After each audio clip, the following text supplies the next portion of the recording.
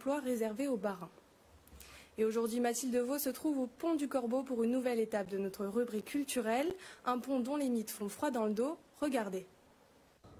Aujourd'hui, nous nous arrêtons à la porte d'entrée principale qui mène au centre de Strasbourg. Il s'agit du fameux pont du Corbeau. Au fil des siècles, il a changé plusieurs fois de nom pour des raisons parfois obscures. On découvre son histoire ensemble. C'est le pont le plus macabre de Strasbourg. Construit au Moyen-Âge, le pont du Corbeau est tristement célèbre. Ici, on procédait aux exécutions. À partir du XIVe siècle, la ville de Strasbourg se dote d'une nouvelle constitution et on va y inscrire la mort par noyade.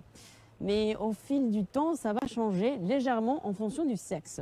C'est-à-dire que les hommes finiront par être décapités et les femmes, elles seront noyées dans cette rivière puante qui sera l'Ill au Moyen-Âge. Mais ça, c'est selon la légende. Les sources se contredisent. Certains historiens et archivistes démentent l'idée de mort dans les condamnations.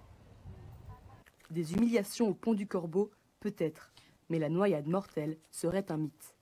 Des voleurs qui en fait vont être exposés à la vue de tous les citoyens dans des cages.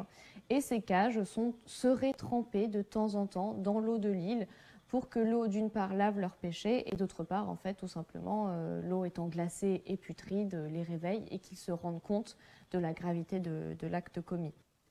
Légende ou pas, c'est à chacun de se faire son propre avis. En tout cas, le pont à l'histoire la plus lugubre de Strasbourg continue d'attirer de nombreux touristes.